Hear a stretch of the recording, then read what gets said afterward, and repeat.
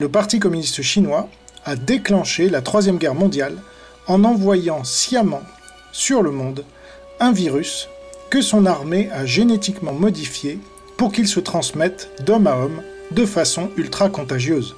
Le Parti communiste chinois a fait taire les lanceurs d'alerte. Il a empêché toute enquête internationale.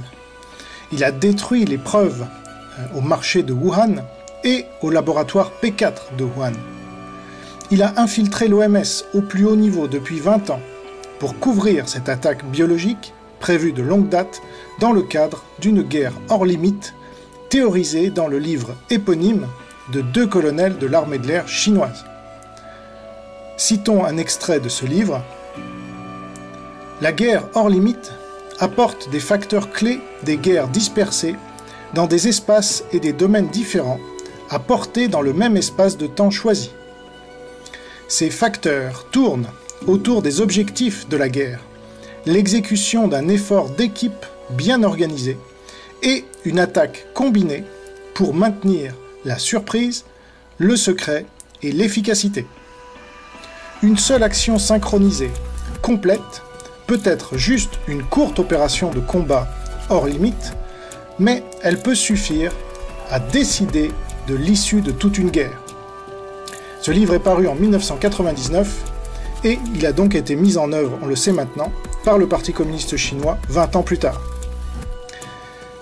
Après la désinformation de la plupart des médias dans le monde, il ne fait plus aucun doute désormais que le virus du Parti communiste chinois a été créé dans le laboratoire P4 de Wuhan, géré par l'armée chinoise depuis 2017. Des documents ont aussi montré que les premiers cas d'infection remontent à septembre 2019 à Wuhan.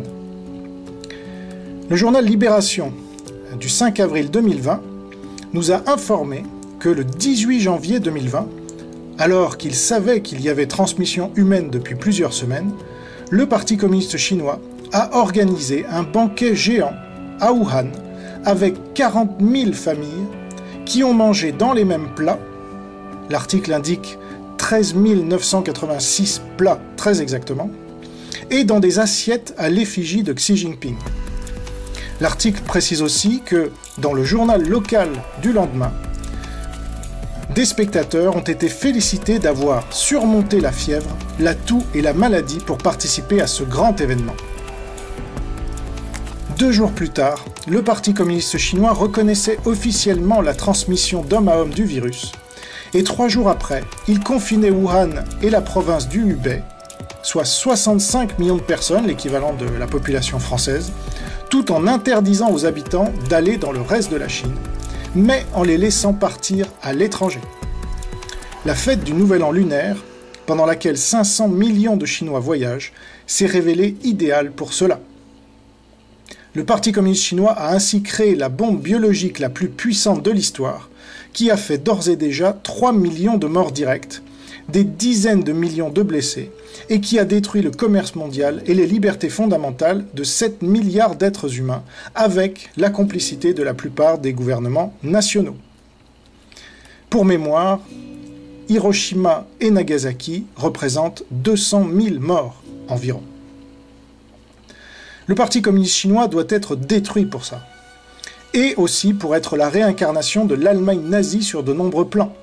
Le génocide des Ouïghours, et plus largement la persécution des minorités en Chine, le chantage mondial sur les médicaments, sur les terres rares, sur l'eau en Asie du Sud-Est, sur le sable, l'aide à la Corée du Nord, la grande muraille numérique, le crédit social inhumain, le trafic d'organes et de drogues, notamment le fentanyl, etc.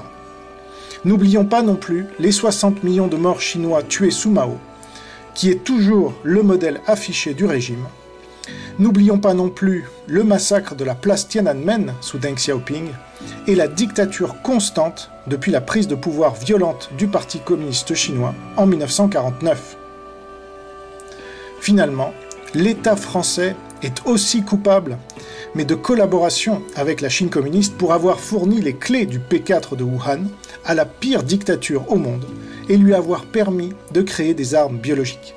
Il est aussi coupable d'avoir collaboré dans de nombreux domaines, notamment juridiques, technologiques, aéronautique, éducatif, culturel, et de suivre à la lettre la politique du Parti communiste chinois pour tuer la France et les Français en leur imposant toujours plus de mesures liberticides et sans fondement scientifique, comme le confinement.